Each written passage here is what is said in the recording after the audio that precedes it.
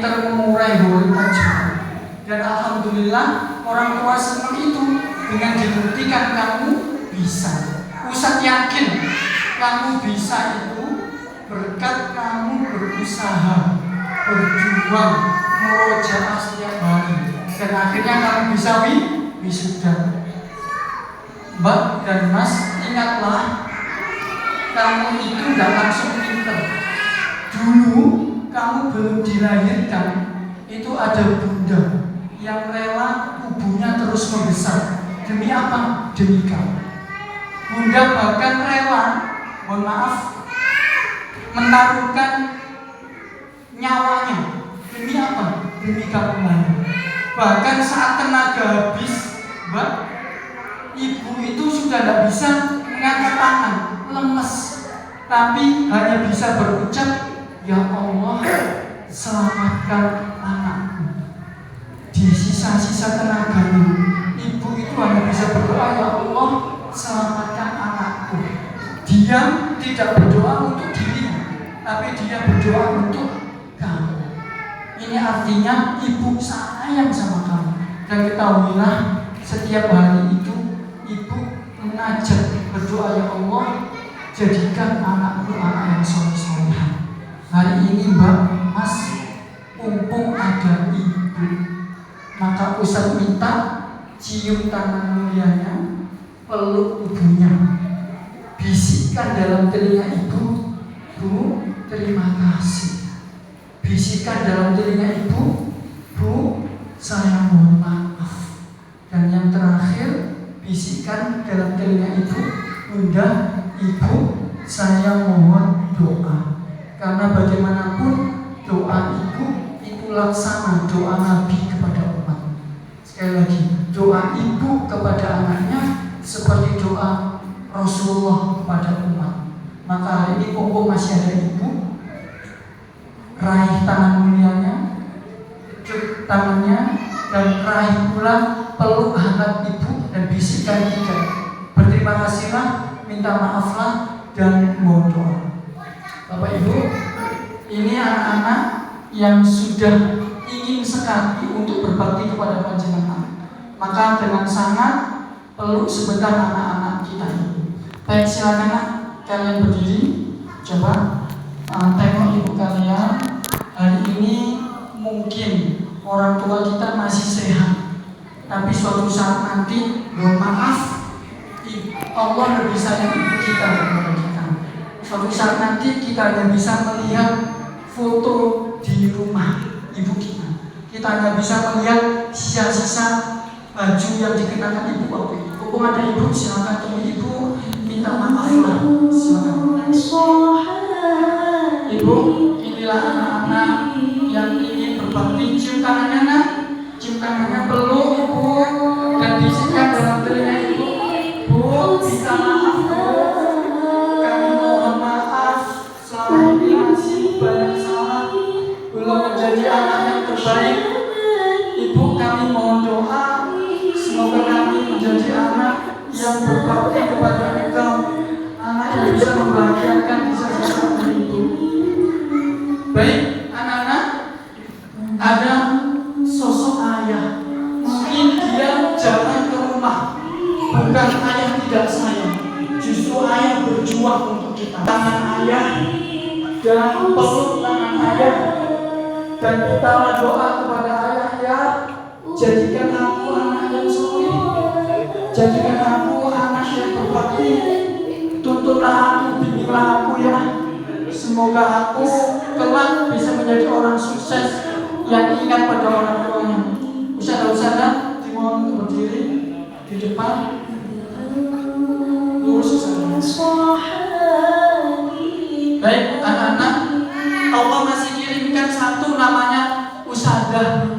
Dia mungkin bukan keluarga kita, dia mungkin bukan ayah ibu, dia bukan paman bibi kita, tapi dia tulus mengajarkan kalian semua. Silakan salaman ke Ustazah kalian, Mas. Ayo, salaman ke Ustazah, minta doa Ustazah. Jalan kami masih panjang, banyak jalan kerja yang kita lalui. Kita mau doa Ustazah, nasihat itu. Baik, Ustazah, terima kasih. Boleh kembali ke buku.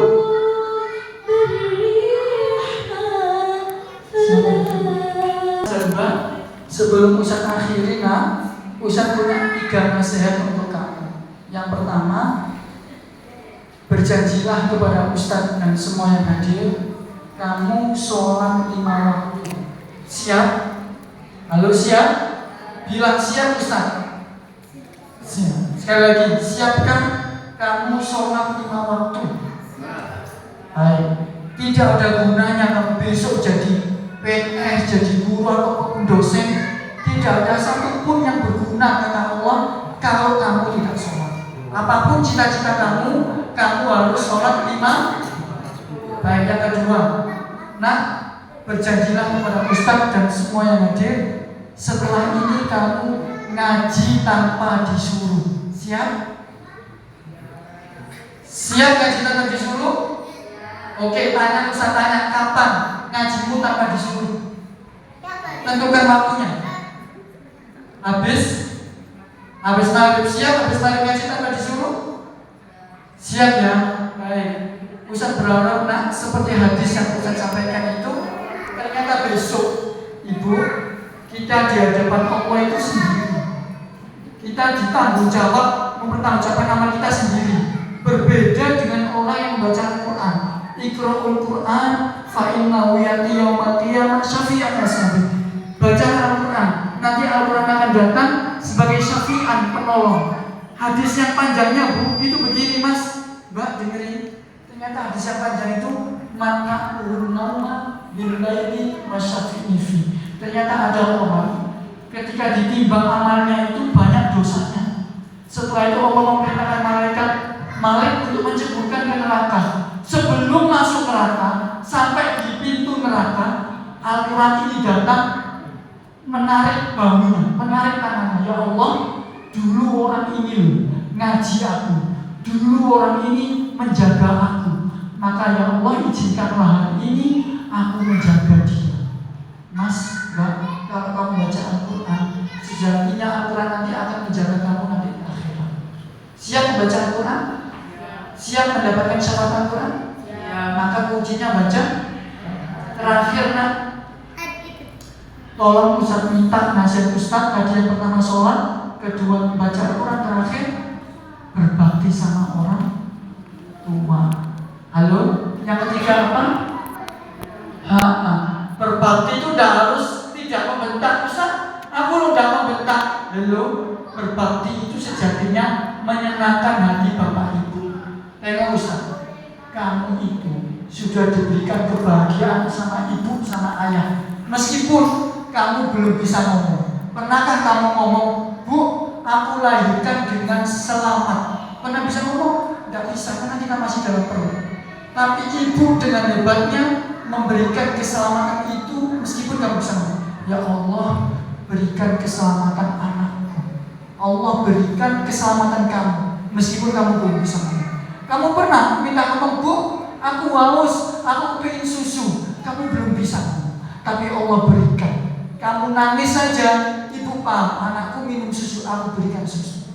Itulah Mas, sejatinya berbakti itu memberikan kebahagiaan meskipun ibu sama ayah belum sempat ngomong. Paham? Bisa ya berbakti pada orang tua ya. Terakhir Mas, doakan sama orang tua. Innallaha la yurfa'u darajatu fil jannah. Mohon maaf, mungkin Bapak Ibu kamu sibuk bekerja, mungkin zikirnya jarang, mungkin jarang Al-Qurannya jarang dibaca. Tapi ternyata di akhirat besok itu ada orang yang Allah angkat derajatnya setinggi-tingginya. Sampai orang ini bertanya, ya Allah, anna lihada, apa ini? Saya tidak punya amal yang istimewa di dunia. Jawaban Allah adalah, aku memberikan kamu derajat tinggi bi barakatis istighfari waladikala.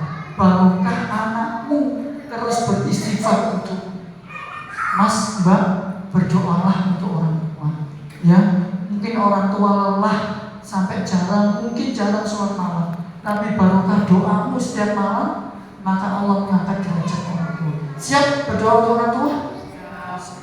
Baik Bapak Ibu, 3 nasihat untuk anak-anak. Dan mohon maaf, ada 2 nasihat untuk ayah dan ibu. Nasihat yang pertama, ngapunten Bapak Ibu, kullu mauludin yuladu alal fitrah. Semua anak terlahir itu dengan keadaan suci. Fa'abawahu yuhawidani au yunasirani au yumajisani. Bapak ibunya lah, ayah bundanya lah yang mewarnai anak-anak seperti orang Nasrani atau Majusi. Ngapunten Bapak Ibu, panjenengan sudah diberikan amanah anak, maka kita sebagai orang tua yang mewarnai anak-anak, apakah anak-anak seperti orang-orang Islam, orang-orang yang pintar mengaji, atau justru orang yang melalaikan, itu tergantung pada diri orang tuanya. Maka mohon maaf dengan sangat, di TPQ Al-Fat sudah memberikan fasilitas TPQ. Maka ngapunten kalau panjenengan belum mampu untuk mengajarkan sebaik seperti TPQ, jangan di rumah paling tidak minimal ngobrol, memberikan semangat untuk mengaji. Ayo nak ngaji nak, meskipun hujan ini payahnya nak, ayo ngaji. Syukur-syukur ibunya mengantar. Dengan jalan ikhtiar panjenengan menyemangati, itulah nanti paling tidak kita sudah memberikan layanan ke anak-anak pendidikan yang terbaik. Itu yang pertama Bapak Ibu. Yang kedua, mohon maaf Bapak Ibu, anak-anak ini level ngaji Al-Qurannya sudah level 10. Anak-anak ini bukan jilid 1, jilid 2 boten, tapi anak-anak sudah level ke-10. Mereka tahapannya sudah bisa membaca benar, membaca lancar, plus mengurainya. Ngapunten, khairukum man ta'allama al-Qur'an wa 'allamah. Sebaik-baik diri kalian, kata Rasulullah, bukanlah orang yang tinggi derajatnya menjulang di dunia. Derajatku direktur, ternyata aku mulia boten. Ternyata orang mulia itu bukan pula orang yang hartanya banyak, bukan. Kata Rasulullah jelas, sebaik-baik kalian adalah orang yang belajar membaca Al-Quran kemudian mengajarkannya. Hadis ini memberikan semangat untuk kita. Tidak ada batasan usia untuk belajar Al-Quran. Sekecil ini sudah bisa ngaji lancar. Mohon maaf, usia kita harusnya lebih daripada anak-anak. Maka hari ini Bapak Ibu, syukur-syukur seusia ini kita masih ada semangat untuk membaca Al-Quran, belajar. Jangan mau belajar usaha usaha dibuka TPQ untuk besar-besar ya. Namanya bukan TPQ, TPK ya. Taman Pendidikan Kawan-Kawan, boleh dipanggil. Jadi besar-besar itu belajar nggak apa-apa. Ini dalam rangka apa? Dalam rangka untuk menjadi orang terbaik dalam versi mata Rasulullah SAW. Itu yang dapat kami sampaikan Bapak Ibu. Terima kasih kepada Bapak Ketua Yayasan, Kepala TPQ telah memberikan pembelajaran Al-Quran sebaik mungkin. Dan saya sampaikan selamat sekali lagi, TPQ Al-Fat adalah TPQ yang sudah baik, standarnya sudah bermutu untuk TPQ di wilayah Umi Timur ini. Semoga bermanfaat dan terus eksis. Kami hanya berharap berdoa Pak, semoga lebih bermanfaat untuk umat. TPQ-nya semakin banyak dan sehingga banyak pula anak yang akhirnya tahu bacaan baik dan benar. Ini yang dapat kami sampaikan. Kurang lebihnya mohon maaf. Ihdinas siratal mustaqim. Wassalamualaikum